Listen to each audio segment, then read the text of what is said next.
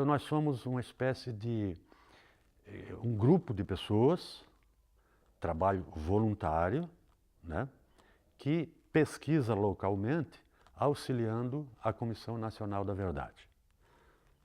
Então, eu e o Sérgio viemos conversando a respeito, já com aquela ideia de formarmos alguma coisa aqui, uma Comissão da Verdade ou algo parecido, uma entidade.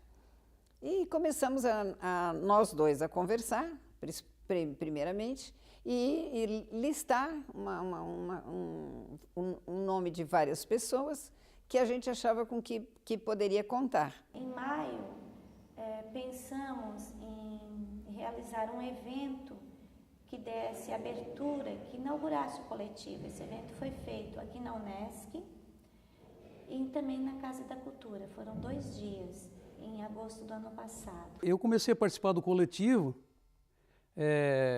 porque eu entendo que toda pessoa que gosta de política, e todos nós somos seres políticos, e eu tinha um compromisso do que eu aprendi, do que eu escutei, do que eu li, sobre a história deste país, a história de Criciúma, de passar para frente, para as pessoas que até hoje não conseguiram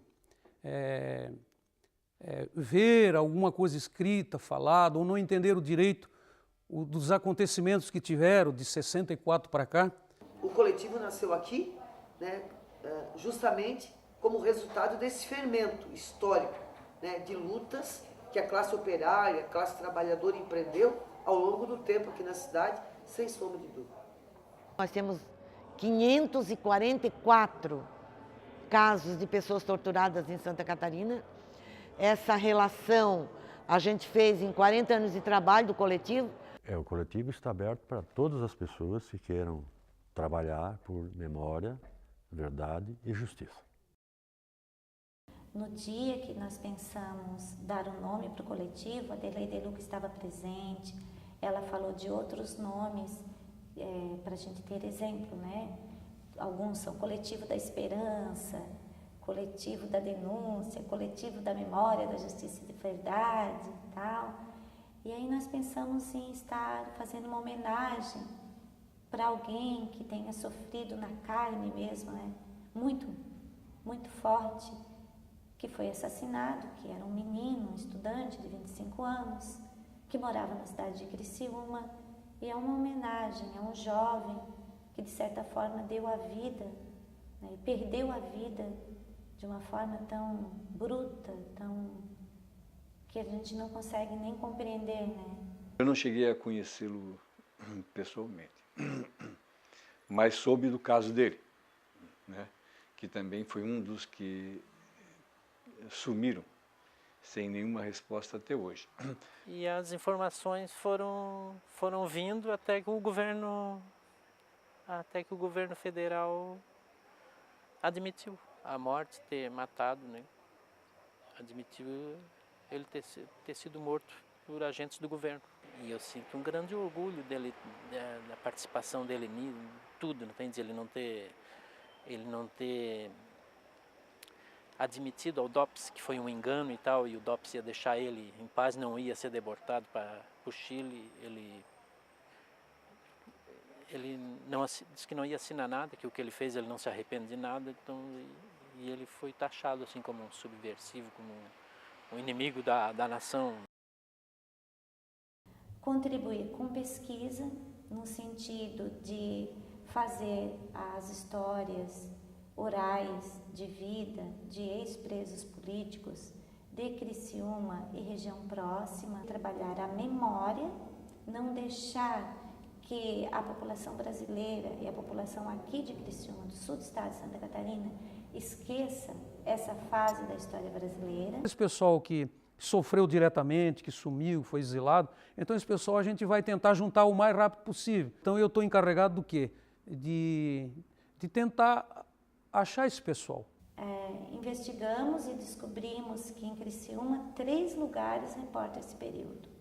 O campo do Criciúma, o Grupo Escolar Professor Lapagesse, na época Grupo Escolar Professor Lapagesse, no antigo prédio, e o terceiro local, a Casa do Seu Bandeira, assim era chamado na década passada, a Casa do Seu Bandeira, que fica atrás do prédio da Fundação Cultural de Criciúma, que era o prédio do antigo DNPM, Departamento Nacional de Produção Mineral. Atualmente o grupo recebeu mais adeptos, tem bastante pessoas fazendo parte, nós estamos com mais fôlego para pesquisa, já iniciamos o projeto-lei de criação dos lugares de memória. Nós vamos montar um dossiê com fotografias, cópias de inquéritos, recortes de jornais e também com as transcrições das entrevistas de ex-presos políticos para enviar para a Comissão da Verdade. Nós também vamos entrar com essa lei, que falei anteriormente, para a criação dos 3 lugares de memória da cidade, continuar nos reunindo, indo nas escolas, conferir palestras, fazer uma comissão para a revitalização dos lugares de memória aqui dos desaparecidos políticos e da anistia, para a revitalização do local e ressignificação. Ficou muito mais lúcido para mim a importância de nós relatarmos esses fatos, porque é desconhecido. As pessoas não sabem o que parte da população brasileira viveu naquele período. Nós estamos num jogo que não tem empate, ou ganha ou perde. Quer dizer, a Comissão Nacional da Verdade, ao ser criada, ela criou uma expectativa. De lá para cá, a expectativa só fez aumentar, né? Então, vamos nos imaginar que ela se afigura hoje como uma montanha. Quer dizer, a montanha não pode parir um rato, porque daí aí a memória da nação seria derrotada. São gente de valor, de muito valor, mas é muito pequena para muita coisa ser investigada. Essas comissões assim regionais, eles não têm acesso, que tem a Comissão da Verdade em Brasília. Não tem? Então é muito pouca gente para muita informação, muita investigação. A nossa esperança com esse movimento todo é isso, sabe? É resgatar a história, impedindo que ela seja esquecida, que os jovens conheçam e os jovens conhecendo, os jovens não deixem isso acontecer no futuro.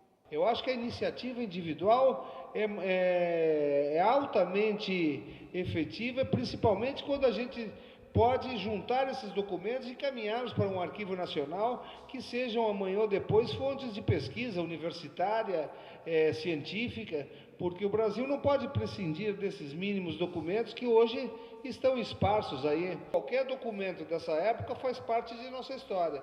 E que se a gente puder fazer até uma campanha em função disso, encaminhá-lo para a Comissão da Verdade, ou encaminhar esses documentos diretamente para o Arquivo Nacional, sem dúvida é uma grande iniciativa e um grande resgate de nossa memória. Esperamos que com a Comissão da Verdade, com a Comissão Nacional da Verdade, institucionalizada, essas coisas tenham maior divulgação. É por meio da memória que as gerações mais novas conseguem conhecer o passado. Se nós conhecermos o passado por meio da memória e nós nos identificarmos com um passado que não foi bom, nós podemos construir outras identidades. Não existe meia democracia, né? Ou a democracia existe como regime político na sua plenitude, né? Ou ela é uma farsa, um faz de conta. Né? Então, o Coletivo Memória, nesse momento da história do nosso país, representa exatamente isso. Ou seja, para nós construirmos nesse país uma democracia, um regime político que mereça o nome de democracia, a gente não pode deixar um período de 21 anos, de 64 a 85, tão importante da nossa história, escondido embaixo do tapete, ou fazendo de conta que nada aconteceu, ou que o que aconteceu não foi grave.